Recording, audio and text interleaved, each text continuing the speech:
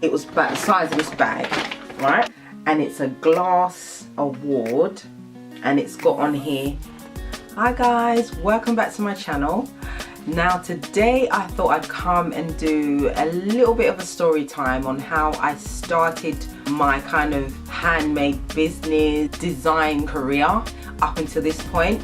So if you're new to my channel, please consider subscribing. I come on and talk about weekly tips, tricks, advice on how to succeed in your handmade business. Just to let you know, I don't know how long this video is going to take, so you might want to grab a hot drink, tea or coffee. In the UK we drink loads of tea, so join me in a cuppa and we can enjoy this video together. So it all started in 1999 when I went to the London College of Fashion to do a foundation course in art and design. It was called art and design, but it was more based on fashion design, and everything was just, you came onto the course and it was just, everything was from scratch. So you learned how to do, obviously, design. You learned how to use an industrial sewing machine. You learned how to do draping. You learned how to do pattern cutting, how to design, how to make and structure your patterns. Everything literally from scratch. And then you'd learn different techniques on how to sew, how to use different sewing, I don't know, zigzag stitches, and how to put pockets in. And it was a lot. I mean, very technical course and very intense, because it was only a year. It was a space of a year, so it was very intense. So from the training, you had to, they gave you kind of like a project where you would be given a brief, and then you're told to sort of like follow all the steps of what they taught you to come up with your own design. You know, there was loads of different subjects they talked about where you had to incorporate that into your design, and then you'd have to go through, you know, the design, then you have to do the pattern cutting, you have to find your material to go with that design, and it was really good. I mean, at the time it wasn't so much fun, but it was more intense than fun. But I kind of understand why they really kind of indulge in terms of getting you to really think about your design and everything, your structure and how you're going to do things.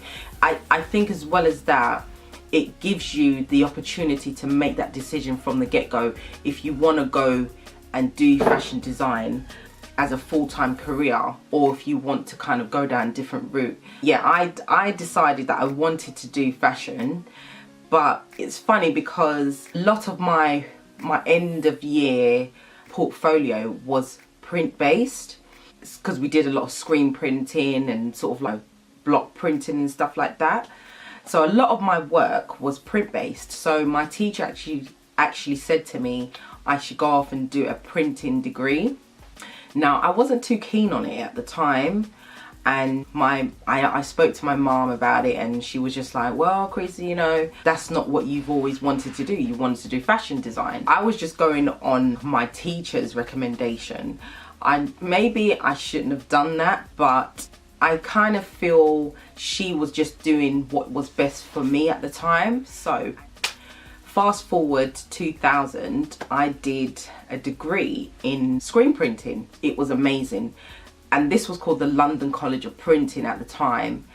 And it was just amazing. There was loads of screens everywhere, printing based beds, and it was really good. I really enjoyed it. I did loads of design work where you get to screen print your design onto materials. Basically, it was more like a textile degree where you learn to make material, your own prints. You design your own prints and you print them onto materials and stuff like that. First year I wasn't too keen, but then the second year it got really good, and then by the third year I was just like raring to go. Again, I did an end of year show. I made little bags and things like that, little cuffs, hand cuffs and things, and I displayed everything nicely. And yeah, I came out with a degree and I was really happy. So again, fast forward 2003, I left university and I had my degree. So that's all done now. And I was thinking of doing a master's, but I thought, you know what, I want to just take time out and just relax for a bit. I wanted to find a job in screen printing or something within that industry. There was nothing there. Needless to say, I was a bit disappointed. The internet wasn't like it is today, so I couldn't just Google screen printing jobs. So it was quite, I felt quite disappointed the fact that there wasn't an outlet where I could go and find a job where I could get paid for the skills that I've been qualified to do. Having said that, used my initiative and I decided to go and buy my own screen printing material. And so thinking back on it now, I was a bit crazy, but I just wanted to go for it. So I bought my own screen, I bought my own inks, I found a place where I could do my screen printing, which was my mother-in-law's shed at the time. It was just an adventure. My apron and my mask and everything, and I was in the shed screen printing away, and I enjoyed it immensely. It was like, this was my thing. I wanted to do screen printing, and it was just enjoyable, and I thought, yeah, this is great. So I thought, right, what am I going to do with these designs now? So I turned to notebooks, and that's when I made notebooks on suede material. So I carried on making suede printed notebooks, and that's when I obviously went out and started to showcase them to people, and people were really interested. At that point I thought, maybe I can turn this into some sort of business venture, or try to see if there's a market out there for my notebooks. Fast forward again, I met up with loads of different people. I went to events. I started to go to networking events, and there was this one event where I took a batch of notebooks, and at the time I used my suede material, but I also used African printed material as well. Cover it on some of these books and take it with me. So I had a small container. It was probably like, I don't know, it was about the size of this bag, right? It's like the size of this bag, and I took about, I don't know, about 12, 15 books, 12, I don't know, no more than 20 books anyway. Laid them all out on the table, and people started coming in, say, oh, these are lovely, these are nice.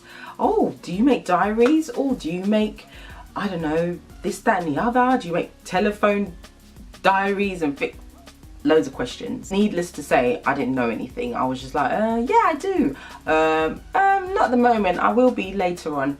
You know, you have to just try and, you know, make it sound good.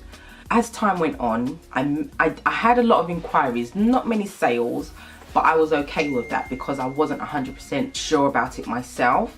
So then one lady must have come along, and she really liked my notebooks. I was really shocked. The woman put in an order for 12 notebooks. I was just like, wow, you're gonna order 12 notebooks from me? Okay. So I was like, cool, you know. Anyway, she put an order in and she paid me the money, and then, you know, I literally went home and made all the notebooks and I gave them to her, and I was so happy. And I thought from that point onwards, I was like, right, this is what I want to do. I want to run my own business and I want to sell notebooks. Actually, this kind of print here, this was the type of print I used where I sold the notebook. These are one of my first prints that I had. From that point onwards, I went off and I said, yep, I want to make notebooks. I want to sell them to the masses. So that's when my sister set up my first website, and yeah, I was selling them online, sold them on Etsy, and it was great. Obviously, time's going through quite quickly now, and everything is moving so quickly. I'm making notebooks, I'm selling them, I'm doing events, I'm doing markets, I'm doing shows, I'm doing trade shows, I'm doing fairs, I'm doing loads of stuff. So from that point, I thought, right, I need to be a bit more serious. So I had a mentor lady, and she actually put me forward for what's called the Black Business Initiative Awards. and she put me forward for this award show. I didn't know anything about it, but she was saying, no, let's just go for it, let's just see how we go. So at the actual awards ceremony, I brought all my friends, well, I brought my family mostly, and I brought a couple friends with me. My category was Best New Business at the time. So they had all the comedians on there, and they were doing, you know, all their show and their stand-up comedy and stuff like that. So now it was time to announce the winners of the categories. So the first one was Best New Business, which was my category. So at that point, my mum was like, come on, Creaser, fix your hair, you know, rub the crumbs off your face, get ready. And I'm just like, Mum, chill, I'm not gonna win. Needless to say, the first winner was Lovely Notebooks, Carissa Abraham. I was just like, oh my goodness. I was stunned. I was absolutely stunned. Everyone looked at me and I was just like, what is going on? So I had to get up and walk to the front of the stage and collect my award. And you know, everyone was taking pictures and stuff, and it was just amazing. So I thought I'd show you my award, which is here. And it's a glass award, and it's got on here, New Business Award 2011, Carissa Abraham, Lovely Notebooks. And I was just like, I don't know if you can see, you probably can't see it on there, but it's got everything on there anyway. BBI, Black Business Initiative, and it's glass. It's quite weighty as well. But yeah, this is what I won in 2011, and needless to say, I was just amazed, and I was so happy that I kind of worked my way to get to this at this point. So yeah, I carried on and I just pushed myself. I managed to get into Pride magazine here. I probably showed you this, I don't know, probably have in one of my previous videos, but I thought I'd frame this as well. These things, I leave them in the front of my mantelpiece where I work, and they give me the drive to carry on. Sometimes you don't want to work, sometimes you don't feel like carrying on, but when I look at my award and I look at my achievements, it kind of pushes me to carry on, and I'm just like, no, I have to do this, I have to keep going. So yeah, that's why I kind of frame them and I put them in my kind of vicinity so I can see them. I'm always sort of like reinventing myself. So I will be coming back to do a really big announcement that you'll have to wait for. But yeah, I just thought I'd come and share that with you and tell you that you can do it. You can really push yourself.